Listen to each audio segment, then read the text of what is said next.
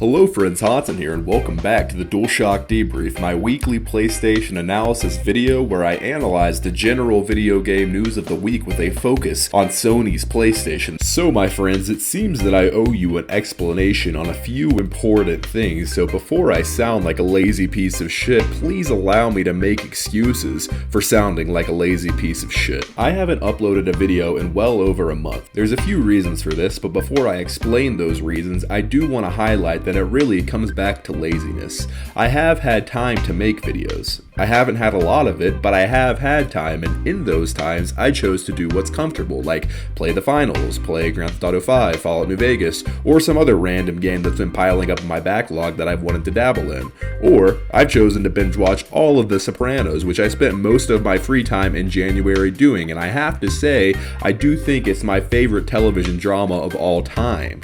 But apart from these things, I do want to point out that I have a relatively demanding daytime job. I started grad school again, and my training for a marathon that I've been committed to since last May has ramped up pretty significantly. I've now done a half marathon and two 15-mile runs to get ready for the race, which takes place on March 2nd, only 3 weeks from now as of the time I'm recording this video, which is pretty horrifying if I'm being honest. I'll feel better once I get a 20-mile run under my belt, which is what I'm aiming to do next week, but we'll see. So for all intents and purposes, shit has gotten real for me, but before I continue, I do want to say that I understand that people subscribe to creators on YouTube because they like their content and want to continue to see new content on a regular basis. And if you have subscribed to me, I haven't held up my end of the bargain. But that's enough about me. We got PlayStation to talk about, and oh me, oh my, do we have some things to discuss, because fellas, it is as the title of this video says. PlayStation is on fire in both good and bad ways, and in this video I'm going to break down why that's the case by thwarting the traditional structure in which this video is made and by electing to instead focus solely on PlayStation, what's happened with the brand since the last time I posted, because, let me tell you, PlayStation has arguably had their most interesting month and a half in the history of the platform, and that is not an exaggeration. So let's rewind the calendar back to December 9th, 2023, which is when I uploaded DualShock Debrief number 4. This was the week when, if you remember, it feels as though it was eons ago if we're being honest, the Grand Theft Auto 6 trailer was released, and when the Game Awards happened to boot. In the PlayStation-specific neck of the woods, this was also when it was reported by IGN that Sony might be on the precipice of taking over Bungie, citing Destiny 2's poor performance as a live service product, which resulted in pretty vast and substantial financial problems for developer Bungie. On top of this, God of War Ragnarok got the Valhalla DLC, which was critically acclaimed and beloved by consumers and received not just rave reviews, but also super great PR as a result, given that this was a free expansion. In spite of this mixed news, well, a lot's happened since then, and while it's old news at this point, I'd like to cover these things here as I think it gives a more accurate representation of where I think the brand is at, and furthermore, what's working and what isn't. Shortly after the Game Awards is when PlayStation arguably had its worst week in history, and it was linchpinned by two killing blows to the fanbase and devs alike. I'm of course referring to the fact that during this week, The Last of Us Online, which was far and away Sony Interactive Entertainment's most anticipated games as a service title, at least from an outside perspective, was cancelled. Yes, cancelled. Now I must candidly say that I wasn't necessarily surprised by this news, given that we haven't seen jack shit out of this game, but it is very sad, given especially the fact that I love The Last of Us. If you've been following this channel, you know that I love The Last of Us, and I also love Factions, the game's multiplayer side hustle. And the way that Naughty Dog has communicated the cancellation of this project is also pretty confusing on top of this. Here's what they said, quote, "We realize that many of you have been anticipating news around the project that we've been calling The Last of Us Online. There's no easy way to say this. We've made the incredibly difficult decision to stop development on that game. We know this news may be tough for many, especially our dedicated The Last of Us Factions community who have been following our multiplayer ambitions ardently. We're equally crushed at the studio as we were looking forward to putting it in your hands. We wanted to share with you some background of how we came to this decision. The multiplayer team has been in pre-production with this game since we were working on The Last of Us Part 2. Yeah, that's right, pre-production. Crafting an experience we felt was unique and had tremendous potential. As the multiplayer team iterated on their concept for The Last of Us Online during this time, their vision crystallized, the gameplay got more refined and satisfying, and we were enthusiastic about the direction in which we were headed. In ramping up to full production, the massive scope of our ambition became clear. To release and support The Last of Us Online, we'd have to put all our studio's resources behind supporting post-launch content for years to come, severely impacting development on future single-player games. So, we had two paths in front of us: become a solely live service game studio, or continue to focus on the single-player narrative games that have defined Naughty Dog's heritage. We are immensely proud of everyone at the studio that touched this project. The learnings and investments in technology from this game will carry into how we develop our projects and will be invaluable in the direction we are headed as a studio. We have more than one ambitious brand new single player game that we're working on here at Naughty Dog, and we cannot wait to share more about what comes next when we are ready. End quote. Okay, so that's a lot of information. I'm gonna pontificate about a few things regarding how I feel about this and what I think it means for Naughty Dog and the PlayStation brand as a whole. So, I gotta say that the whole way that this project was handled makes me very concerned about where Sony Interactive Entertainment is at with their games as a service initiative. Now, I'm not trying to say that their games as a service initiative is like busted or isn't working, but I do think that it calls a lot of things into question, because I think it's obvious that Factions, or The Last of Us Online, was far and away the most anticipated live service game that was in development at Sony, and the fact that it got canceled is kind of, it takes the wind out of the sails of this whole thing, because this was, in my opinion, going to be the most promising and probably the best one. But it's also more nuanced than that. So you have to remember that after Uncharted 4, a majority of Naughty Dog's studio, or maybe not a majority, maybe like 40% of that studio left after Uncharted 4 because of the culture of crunch and the lack of work-life balance that was present at Naughty Dog. And I mean, I have my own opinions about crunch. I think that it's kind of impossible to make the caliber of video game that Naughty Dog makes without having an intense workload. Like, I'm just gonna say it. It's very demanding and difficult to work at a studio like Naughty Dog. Like, I just watched Grounded Part 2, which is the making of The Last of Us Part 2. If you watch that video, you get some insight as to what it would be like to work at Naughty Dog. And it seems like it's like people, you can tell people are passionate about working there and they love to work there, but at the same time it stresses them the fuck out, which I totally understand. I just gotta say, like, I think that overall this is a good thing. I think that Naughty Dog needs to be making single player games because that is their bread and butter, and that's why, I guarantee you, that's why a majority of the developers that came to work at Naughty Dog came to work at Naughty Dog. They went there to make games like The Last of Us, to make games like Uncharted 4, to make those big budget, blockbuster, honestly landscape altering video games that have really changed the genre in rudimentary ways.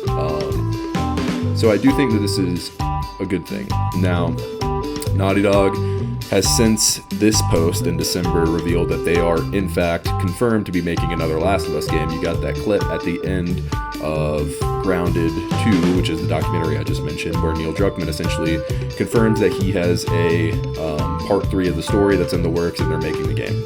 Now, we have no idea how far along in development that is.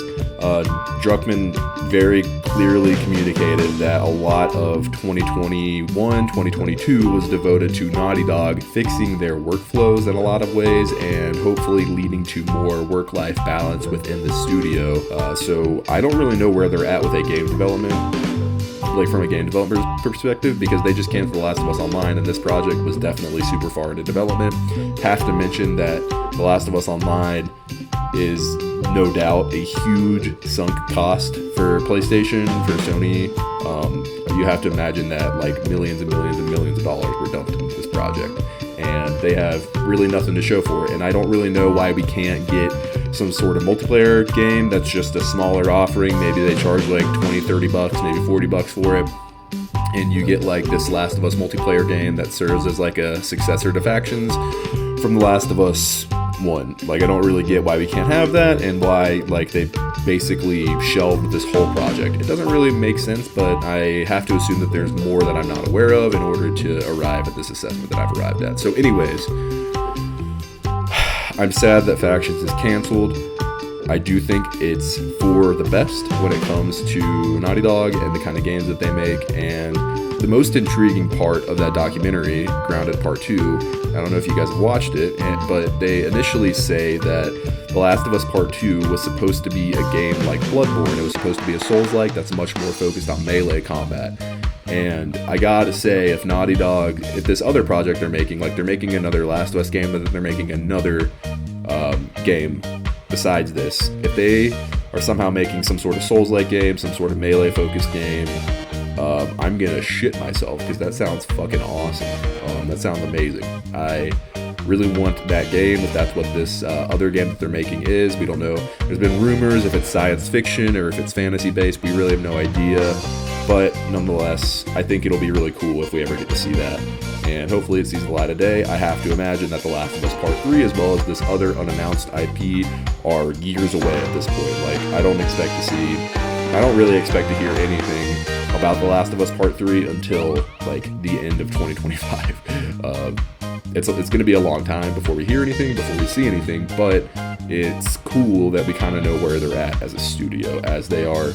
I would say Insomniac is Sony's most important studio, and we'll get to Insomniac in a second. But Naughty Dog is certainly, I would say, the most sophisticated team, the most talented team, the most quality-oriented team. You know, I don't really know if that makes sense, and hopefully you understand my nuanced point of view on this. But nonetheless, interesting to see where they're at. Sad Factions is canceled. Interested to see what they're doing in the future. And by the way, just to circle back to my earlier point about a lot of Uncharted 4's team leaving after that game finished. So once that game finished, a lot of the studio that left, in my kind of, I guess, conspiracy theory brain, is thinking, well, was a lot of the team that left the ones that made a lot of the multiplayer side offerings that was present in Uncharted 3, The Last of Us, and Uncharted 4, because those were all, at the very least, like solid multiplayer offerings. And I'm wondering, okay, did like a lot of those people that made those kind of games leave, and now this new team came in and they are not as acquainted with making a multiplayer game? That's just kind of what I'm thinking, but I really have no evidence to support that. It's just kind of like speculation at this point, but just wanted to throw that out there. So anyways, now the second contributing factor to what I described as what is arguably Sony's worst week ever is the fact that on top of The Last of Us Factions being canceled, we had the Insomniac leaks. Now, the Insomniac leaks were, I don't want to say it was necessarily damaging to the brand, because Wolverine looks awesome. Like, I watched leaked gameplay footage of Wolverine. I think it looks sick, especially with where it's at in development. I haven't spoiled a lot of the story for myself, but I do think that it looks awesome, and that some of what I saw about the story through the gameplay that I watched seems intriguing. I'm not going to spoil it here, but the most damaging thing that happened as a result of the Insomniac leaks is that playable builds of Wolverine were downloaded to people's personal computers. So people were, in fact, playing Wolverine in a state that's just not even, where it's not even near completion. And I have to imagine that this was pretty demoralizing for the development team, as they were dumping, a lot of time and resources. And like, Insomniac is they're kind of heralded for their work ethic, if nothing else, and their ability to churn out games in a pretty remarkable way. So I have to imagine this was pretty taxing on their workflow and on their morale and whatnot. But I have to say that everything that we've heard about Insomniac seems really interesting and promising. Now, I know that everyone's not super enthused about the fact that it seems like Insomniac is going to be a Marvel factory, in the sense that they're making Wolverine, and they're making an X-Men game, and then they're making some sort of they're making another Spider-Man game, they're making an X-Men Online game. So it seems like they are really being tapped as this team to make a lot of Marvel properties. And I have to say that I understand why this is happening, because it's essentially, especially if the games are good, it's going to print money like no one's business. So I understand why they're doing it. But at the same time, it would be really cool to see Insomniac, especially with where they're at now and having the funding that they would get as a pretty prodigious first-party team within Sony Interactive Entertainment. If they would go back to something like Resistance or Sunset Overdrive, or maybe do something new. But that's not what's happening. We're getting this Wolverine stuff and this X-Men stuff. And look, I gotta say, like, as a Marvel fan, as a fan of superheroes, I think this sounds pretty cool. I'm personally not super... I don't really know a lot about the X-Men for some reason. Like, I never really watched the old Fox movies growing up with, like, Hugh Jackman. Like, I've seen Logan, I've seen the Wolverine, I've seen some of, like, bits and pieces of the X-Men movies, but I don't really know a lot about what's going on in the X-Men franchise. And I gotta say, like, this sounds cool to me, and I'm excited to see what they're gonna do, because they did such a great they've done such a great job with Spider-Man as a character and with, like, his own little neck of the woods in the Marvel universe, that I think that they could really do something special with X-Men, and not just with Wolverine, but with all the other cool characters like Cyclops, Beast, Storm. Like, all those characters I think are really cool. So I guess we'll see what kind of ends up happening here. But it is interesting to know that Insomniac is essentially going to be in, like, a Marvel studio for the next, like, decade, which is a little bleak, but at the same time, I think that they'll do a great job with it, and I think it can only be good for the PlayStation brand as a whole, because, like I said, like, if those games are good and if people are into them, it's going to print money, and, you know, that's always good for us as the gamers. So I do want to comment on... There was a big narrative going around where, when the Insomniac leaks happened, a lot of journalists they didn't want to cover the Insomniac leaks because they kind of took a virtuous stance of saying, we don't want to harm the devs, because we don't want to harm the devs, we're not going to cover anything that was leaked about what they're doing, which I think is a little dumb. Like, the information is the information, and the role of a journalist and the role as a so-called games analyst, or one who covers video games, is to report the news and talk about it. Like, that's your job. So I don't really know why we're taking this weird stance now, and why in the past, like, when things have leaked, we're going to cover those things, but when it comes to, like, Insomniac, we're not going to talk about that. Like, I think it's kind of stupid, if I'm being honest. But that's just what I think. I mean, everyone has their own right to say whatever the fuck they want, think whatever the fuck they want. Like, it means no difference to me, but I'm just saying that I think that it's silly to cover leaks and cover things about... I don't know, you could talk about the leaks that came out of Rockstar and the Grand Theft Auto 6 leaks, or you could talk about the leaks that we got with The Last of Us and basically covering what happened there all those years ago. But now, when it comes to Insomniac and basically... Like, and I will say that this was, as far as leaks go in the video game industry, like, we've had a bunch of big ones. Like, we've had the GTA 6 leak, we had the Last of Us Part 2 leak. Like, those were both pretty damaging to especially the Last of Us Part 2 leaks. I think those leaks did, like, irreparable damage to not just, like, people learning the story ahead of time, but definitely impacted sales of the game, like, no doubt. So that was a pretty damaging leak, but we're no stranger to leaks in the video game industry, and, like, we've always covered them in the past, so I don't really know why this one was different, if I'm being honest. It doesn't really make any sense, and, like, plus Insomniac has a lot of time. If they want to change things, they're not far enough along in development to where they can't change Wolverine in certain ways. Like, they still can change Wolverine in certain ways, but at the same time, it's just a little... I don't want to say it's childish, but it's just kind of virtue signaling in a way, where it's just like, oh no, like, we're too good and we're too, like, you know, concerned about the welfare of the team to where we're not going to cover the news about this. It's like, no, like, the news is the news. You can talk about it, and if the people at Insomniac are upset that you're talking about it, I guess they have the right to feel that way. But the news is the information's out there. The news is out there. Like, what are you gonna do when all of a sudden you you see that X-Men is announced at like a PlayStation showcase in 2027, are you gonna be like, whoa, what the fuck, we had no idea that was gonna happen? It's like, no, we all knew that was gonna happen because the information presented itself, and that's what we knew. Like, it's common knowledge now. So why are you not going to talk about something that's called common knowledge? Like, it's just kind of, I don't know, it's kind of silly. But anyways, definitely sucks for the team. Like, definitely sucks that their project and their work leaked. Like, that sucks. That sucks. And, like, I really am over this kind of shit happening. Like, I like surprises. I like to speculate and wonder about what teams are doing and not have, like, all of the information in front of me.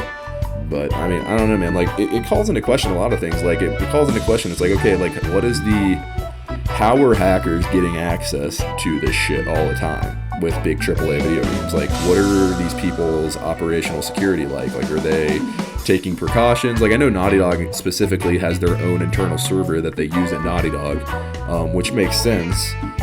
And that they actually highlight this in that documentary I was talking about earlier, that the leaks resulted as a consequence of having to work from home in the COVID-19 pandemic, and they weren't on their own server. Like, they were just on normal broadband internet, which is what led to someone getting access to those files and shit like that. So, I don't know, like, I think especially in this new era of working from home and more decentralized workflows, video game creators and AAA studios especially are going to have to figure out what they're going to do regarding their own internal security and secrecy.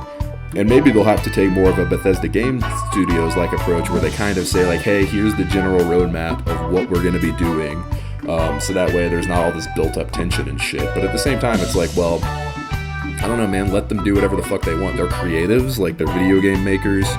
Who gives a flying fuck what they do?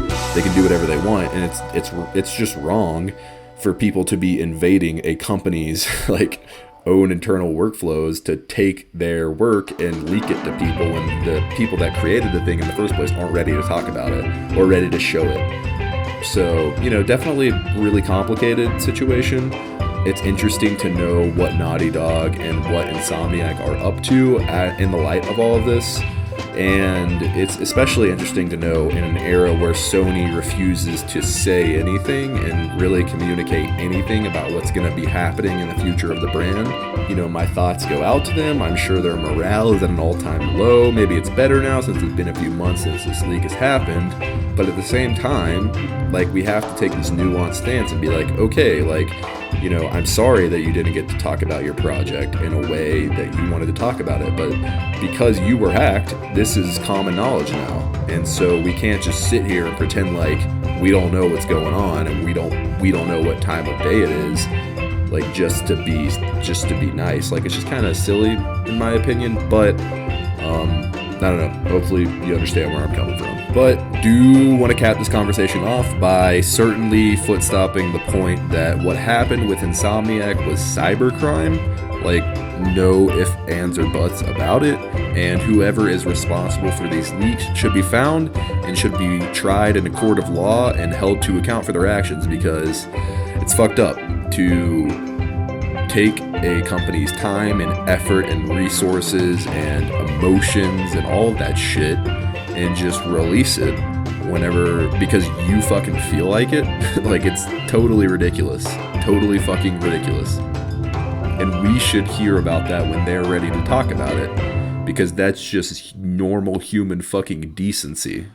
And I hope that these people are found and tried in the court of law, and, you know, we'll see what happens. But, you know, that's a whole nother conversation in and of itself. So, yeah, interesting to know where everyone's at from Naughty Dog and from Insomniac, and hopefully both of these teams, now being the victims of pretty atrocious leaks, can hopefully get back on their feet and proceed towards a more virtuous and happy future. So after both of these things, after the cancellation of factions as well as the Insomniac leaks, we then headed into the holiday season and had more of a slower time, and Then things kind of picked back up when Naughty Dog released The Last of Us Part 2 Remastered in January, which not only featured a remastered version of the base game, but also included No Return, which is a really solid roguelike mode for The Last of Us Part 2, which I really love because I love The Last of Us Part 2's gameplay. And it also featured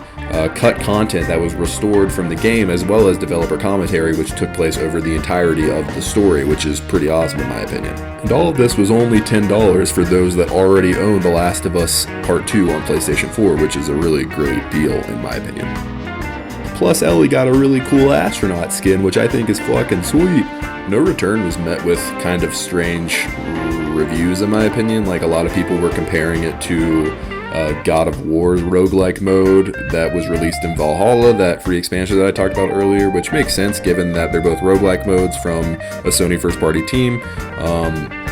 But I don't know, like, I still really like No Return. I think it's really fun, and it's definitely a fun little added challenge to the game that they didn't have to do for a remastered version of the game. Because, like, when you look at Uncharted 4 as well as The Lost Legacy, which was the expansion that was added to Uncharted 4 with Nadine and Chloe, you know, they didn't do anything to that, and they just re-released it.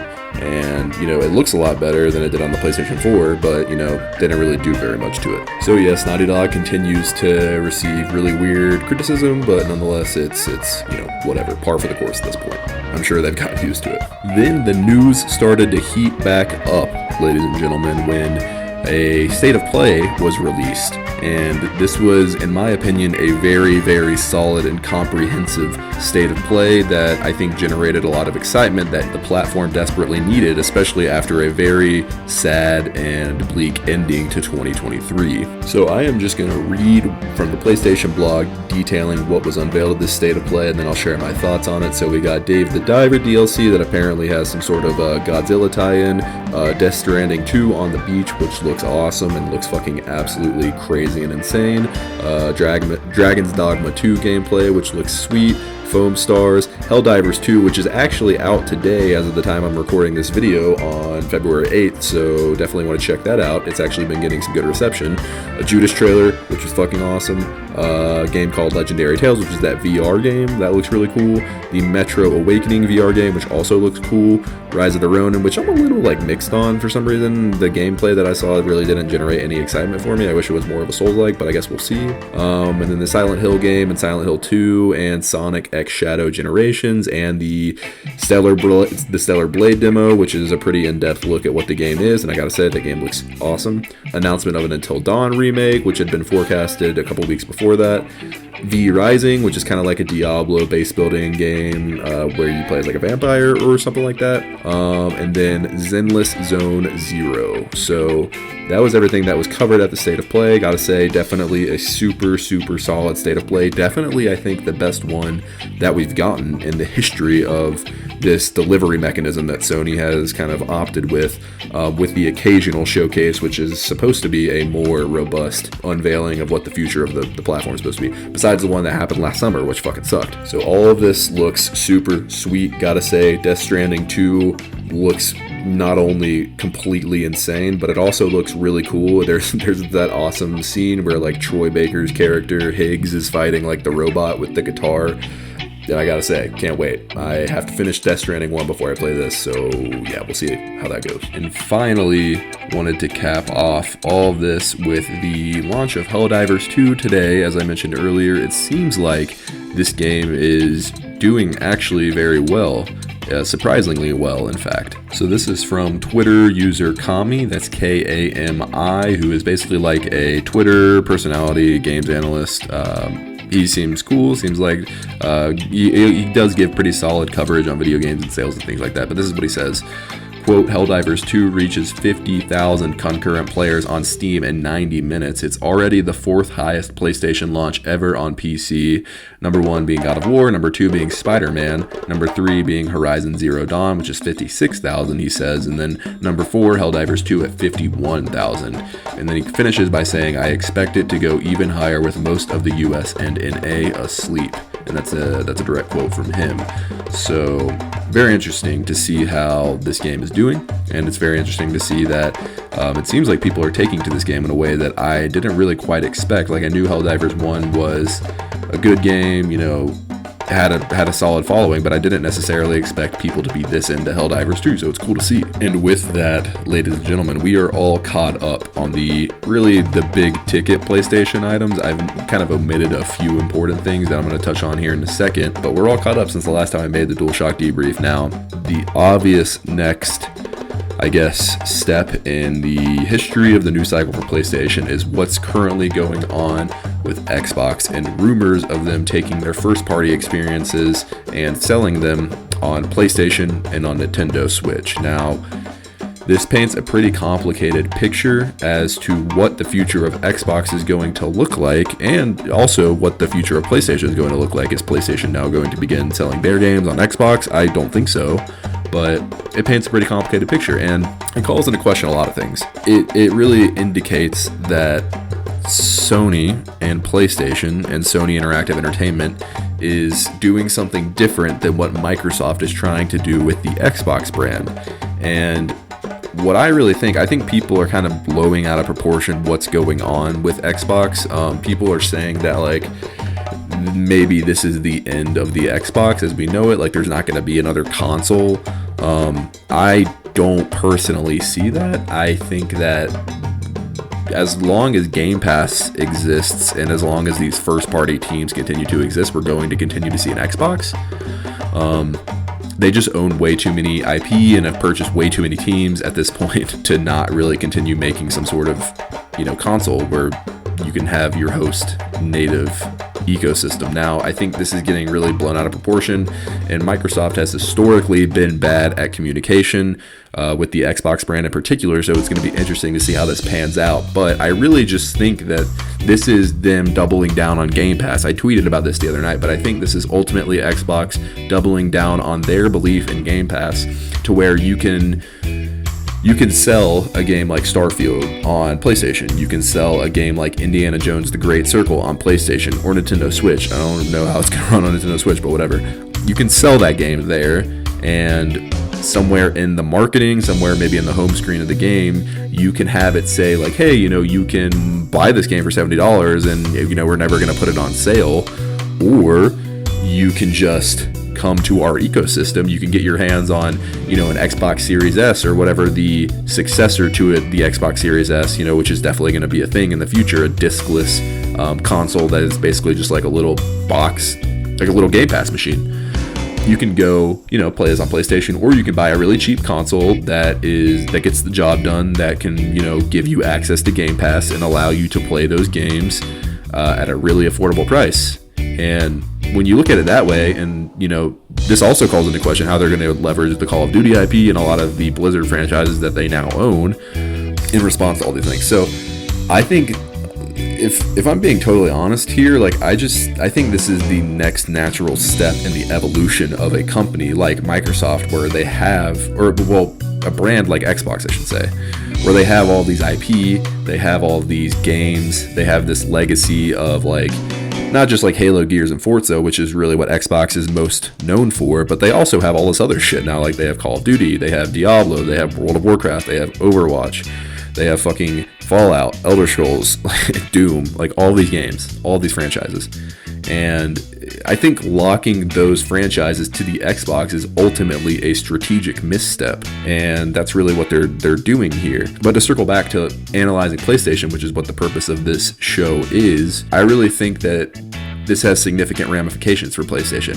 First of all, this is only a good thing if you are a PlayStation gamer. If you want access to games like Starfield, if you want access to games like Indiana Jones and the Great Circle, games like Pentiment, which is like a critical darling, to be able to play and get trophies on a PlayStation, which is what I'm excited for, this is great for you. And what I also think it means for the brand and for like the console wars, I guess you can say, which is kind of stupid, but it is what it is. It really signifies that PlayStation is not only the dominant force and just has completely dominated Xbox time and time again, which is really saying something, given that Microsoft is the powerhouse of it's considered to be one of the great 5 tech companies of the world. And Sony is, while it's more of an entertainment company than Microsoft is, it's kind of interesting that Sony has beat Microsoft on this front, because Microsoft has put like literally billions and billions and billions of dollars. Like the ABK deal alone was 67 billion. And then on top of that, they've been investing in like, you know, not only their first party teams, but their cloud infrastructure is really good. Their remote play capabilities are really good. I don't know if you ever fucked around with that, or just like streaming, you know, games generally speaking. It's really good over on Xbox. And they've invested a lot in that, and I really just think it's to leverage Game Pass. And you see things like Tim Stewart saying, like, we're going to put Game Pass on everything that can run a video game, or any screen that can play a video game. And that's really the end game, I think, as far as they're concerned. And you know, you have to go back and you have to look at what Phil Spencer said about Microsoft is not in the business of out consoling PlayStation. You know, he says like he said on that Kind of Funny interview, that, you know, Xbox lost the most important generation where people were building up their digital libraries. So they had to kind of change the rules in which people played by. And honestly, like, I really think that for the greater good of gaming as a whole, this is the next natural step, because you're getting these experiences natively on PlayStation. Now, the only thing I do worry about with this maneuver is that PlayStation needs a competitor in order to not get complacent. We saw what happened in the PlayStation 3 generation, and now we're seeing kind of a more complacent Sony in the PlayStation 5 generation that's still putting out really great stuff, but is doing so at kind of a more lackadaisical pace, it would seem. What does all this mean? Well, I think that Microsoft is doubling down on Game Pass, and I think that they need to continue to compete with Sony, and I think that they still need to have experiences that are unique and tied to their box and to their console, because whatever Phil Spencer might say, good games do sell consoles. All you have to do is look at the evidence from like Spider-Man, God of War, and why people, and like The Last of Us, and why people would buy a PlayStation to play games like that, and why people would buy an Xbox to play games like Halo and Gears of War and shit like that. So you have to look at those things. And I really think that in order for Xbox to continue to be successful, they have to stop this whole mismanagement nonsense of their first party teams. Like, they can't release a game like Halo Infinite when it's not ready to go. They can't release a game like Redfall that's just a complete fucking dumpster fire that's supposed to be a pretty significant first party release. Like, they can't keep doing shit like that. You know, I'm not saying they can't make mistakes. Like, if you look at PlayStation, like, they might view something like Days Gone as like a, you know, they totally fumbled that at launch because the game was broken at launch. So, but they just can't keep making mistakes as frequently as they are doing, is I think the ultimate goal. What do I think is going to happen? I have no idea what's going to end up happening with this whole Microsoft business. I really just think they're going to start selling their first party titles on PlayStation and Nintendo Switch at full price. And I don't know to the extent of which that will be. I think Indiana Jones and Starfield make sense to come over. But I think you got to keep games like arguably Call of Duty. You got to keep games like arguably Halo, Gears of War, Forza. You got to keep those on the console just to be able to sell machines, because I don't really know if Microsoft's exiting the console game. I just don't really see that happening, and that's coming from someone that's played. And I also need to point out, like, I own an Xbox. I have played Xbox my whole life. I had an original Xbox. I had an Xbox 360, which is really where my like love of video games took off. I did not have an Xbox One just because like I really never saw the point in owning an Xbox One, if I'm being honest. I got an Xbox Series S because I wanted to play Starfield. So, but anyways, I say all of that to point out that I don't really think Xbox is getting out of the console business. I think they're just trying to make more money elsewhere. Because they just spent a ton of money acquiring Activision, Blizzard, and King, and they need to begin to, I don't know, print money, as it were, and really become a dominant presence in the video game industry, because they are a significant presence, but they're not anywhere near as dominant as something like PlayStation would be. Like, their big first party release with Starfield was kind of a fart in the wind in a lot of ways. It wasn't even nominated for Game of the Year, the game that it came out, which is kind of wild when you think about it. So, okay, anyways, that's kind of where I'm at with that, and then really we have no indication as to what's going to happen. The only thing that we've gotten is that tweet from Phil Spencer where he says, like, stay tuned. There's stuff in the works. We're gonna talk about it. That's all I said. That's all we really know definitively. But there's pretty solid reporting coming out from a lot of significant outlets that have been right historically in the past in saying what's going to be happening with Xbox. So we will see how this all unfolds. But what's interesting is that with the PlayStation brand in particular, it really just seems like they've never been in a stronger position despite things that have kind of not been too great for them in the past 3 months. Like they had the Insomniac leaks, they had to cancel The Last of Us Online. We don't really know what's going on with their games as a service initiative. Like there's been things that have happened where it's just like, man, this really isn't good from an optics perspective. But when you look at it, it really doesn't matter when you look at the overall success of what's going on in the brand. Like you have just this past December, it was reported that PlayStation 5 sold 50 million units, which is a massive fucking milestone and is really showing the just absolute precipitous success of this console. People want them. There's lots of great games to play on this device, on this machine, and it's totally lapping its competition in the Xbox in every conceivable way. So it paints this really interesting picture where it's like, okay, PlayStation, they are on fire. They are selling incredibly well. The first party games that are coming out are very good.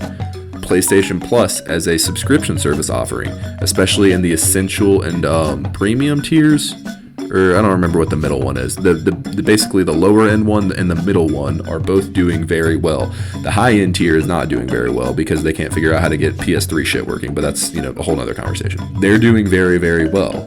And as a whole, another thing that we must point out that I actually neglected to cover in this video up to this point is the closure of First Contact Entertainment, which was making Firewall Ultra, which is the VR shooter that PlayStation had marketed extensively for the PSVR 2. The PSVR 2 is arguably Sony's weakest front right now. It's arguably the PlayStation's weakest offering right now, despite the fact that it's a good machine. It's just the price of the headset costs more than the console. That's not going to move units, and there seems to be a lack of first-party support that's going on with the machine, and that might change in the future, but nonetheless, First Contact is closed down, and Firewalk Ultra, while it seems to be a good game, nobody is playing it, and I made a video about this a long time ago where I essentially asked the question, is the PSVR 2 dead? And I think the answer is not yet, but it's looking like it will be eventually. And if they want to turn this into some sort of success, then they're going to need to figure out how to leverage that particular piece of hardware in combination with the PS5. Because it's a great headset from what I understand. I actually don't own one. I want to get my hands on one. But I just can't really justify purchasing it when it costs more than the fucking console. That's fucking ridiculous. And I've said that from day one. So there's this complicated picture being portrayed at PlayStation because you have the Insomniac leaks, you have factions being canceled, you have First Contact being closed down, you have Bungie looking like it's a complete dumpster fire and they're being unable to even sustain themselves as like this independent entity that's owned by PlayStation. But at the same time, the games are great, the subscription service is great, the console's selling great, everything looks great. It's just a really complicated picture. So PlayStation is on fire. And I think that only time will tell what's going to happen with the future of the platform and what's going to happen with the future of first-party releases. Eventually, they will have to say something and really paint the picture as to what's going to be happening for the future. But God only knows when that's going to be. But that is really all I have to say regarding the current state of the brand and where I'm at with this show in particular. I want to conclude by touching on a few important things about what I've been playing recently, because that's a pretty traditional part of the show that I would like to touch on. If you're not interested in that, you can tune out now. I appreciate you watching, but do want to brief you guys on what I've been playing. So I'm going to keep this short and sweet because I know this video, Audacity is telling me this is already like a 45-minute video and it'll probably be longer by the time I'm done. So I'll keep this quick. I've been playing The Finals a lot, which is a really solid live service multiplayer shooter from the developers of Battlefield, the former developers of Battlefield, not DICE. Very, very, very fun and competent live service game. I love it. I think it's great. I think it's excellent in every conceivable way. I think it's excellent. They do need to add some sort of team deathmatch mode game where you can kind of just jump in and have fun with your friends and not worry about sweating over the objective. But that's kind of why I love the game, is that it's an objective-based multiplayer shooter, and it's really fun and it's really sweaty, and I kind of like that. It can be tough at times, but that's kind of the game, and it's just really fun, and I really, really, really enjoy it. I might actually finish the battle pass, which is I'm way over halfway done at this point. I'm kind of losing steam on the game right now, just to be totally honest, but the game itself is excellent. The map design is arguably the best I've ever seen in a game. Just gonna throw it out there. I think the maps in the finals are completely, from top to bottom, just excellent. I think they're amazing. The guns feel great. The destruction is amazing. The game modes are fun. It's fun to play with friends. It's a little too sweaty, but that's fine. That's just the game, and everything about it I really enjoy. Love the finals. I'm getting a little burned out on it just because I've been playing it so much, but I do enjoy it a lot. On top of that, I recently beat Grand Theft Auto 5. I really just mainlined the story. I did a lot of the side missions, but mostly just mainlined the story. This kind of dovetails with my Sopranos obsession that I've been telling you guys about recently, where I watched all of the Sopranos in like a month, and I'd never seen it before. Totally binged the show, and I absolutely, I love the show, and I'm actually thinking about making a video on the Sopranos and some sort of essay, but I don't know, we'll see. But when it comes to GTA 5, gotta say, I think it, in a lot of ways, still has not been surpassed as an open world video game, but in a lot of ways, its story is not super excellent, like Grand Theft Auto 4's story, and even from what I understand about Grand Theft Auto San Andreas' story, it's just superior. And the characters are cool, like Trevor's very interesting, Franklin's interesting, Michael's not really likable, but Trevor gets annoying with his kind of like psychopathic tendencies that are just demonstrated in the game. I do like that it's kind of like this arcadey, hilarious satire of LA in 2013. I think that's awesome, but at the same time, it's kind of a bit much sometimes, just to be honest. But yeah, I enjoy Grand Theft Auto 5 a lot. The driving is really fun. The stock market in the game that you can influence is totally fucking amazing. I think that's a genius addition to what Grand Theft Auto can be. And I gotta say, especially after Red Dead 2, which is arguably one of my top 10 favorite games ever made, I cannot wait to see what Grand Theft Auto 6 is like. I love Grand Theft Auto. I started with GTA 4 because I was too young to really dabble in certainly Grand Theft Auto 1 and 2, but then, 3, Vice City, San Andreas. I actually just bought the collection, so I'll be dabbling around in those. Probably playing those on the Portal. But yeah, like Grand Theft Auto a lot. That also reminds me that I got a PlayStation Portal for Christmas from my lovely wife, and I have to say that I love it. I think it's a genius little addition to the PS5 ecosystem. It's, your mileage may vary as you kind of dabble with your internet connection. If your internet connection is good, and especially if you're on a wired connection with your PS5, it's going to be like a really great experience. But if not, then you might have a more difficult time getting a good experience out of the device. But nonetheless, have to say, really solid addition. I play Grand Theft Auto 5 a lot, just like laying in bed, just kind of like running around, driving around, doing some of the missions and whatnot. It's a fun little device just to kind of fuck around with. And then besides that, I played a lot of random games. Like I just kind of started and dabbled and then left a lot of random games. So I did that with, let me think here, Evil West, The Last of Us Part 2, because of the remaster. I dabbled with No Return, which I really like. I'm trying to get the trophy for the grounded difficulty, but we'll see how that pans out. And then I want to say, yeah, I started Resident Evil 4, the remake. Really liked that, but just kind of fell off because I started playing Grand Theft Auto 5. That's pretty much it. Yeah, that's pretty much it. But besides that, the game that I am now recently playing and I'm really into and will definitely probably finish unless I get sidetracked, which probably happens because I probably have ADHD, is Fallout New Vegas, which I'm actually playing on the Xbox Series S. Now, if you didn't know this about me, Fallout New Vegas is, if I had to select one video game from the millions of video games in existence, I would probably select Fallout New Vegas as my favorite game of all time. I adore Fallout New Vegas. I have I mean, when I was growing up and like when I was in middle school and high school, I've probably beat Fallout New Vegas 4 times, I think, all together. Like I did a bunch of different playthroughs, and I really haven't. I remember I have yet to do a playthrough since all of the DLC finished coming out, because I played all of the DLC as it came out. But then, if you remember, the Gunrunner's Arsenal DLC and the Courier's Stash DLC were released after all of the 4 main DLCs came out. So I've never really played the game with all of the DLC, and if you know anything about especially the Gunrunner's Arsenal DLC, it really adds like a shit ton of things to the game that really can change your playthrough, just because it gives you more weapons to play around with. Yeah, man, I gotta say, it's been such a pleasure to dabble in Fallout New Vegas again, because it is, from top to bottom, just easily one of the greatest role-playing games ever made. Easily. Certainly, I think you can make a case that it is the greatest Western RPG ever made. It's fucking fantastic. It is so good. And the writing, the dialogue writing, the quest design, the mission design, a lot of the level design, the way that the open world was constructed in a more compact sort of manner than when you compare it to the Capital Wasteland from Fallout 3. The way that this game runs, especially on Xbox Series X and S, is simply wonderful. It is like, it runs perfectly, like flawless 60 frames per second. Really, I've had a few random glitches that I've encountered in my playthrough. The most random one actually happened to me when I was playing last night.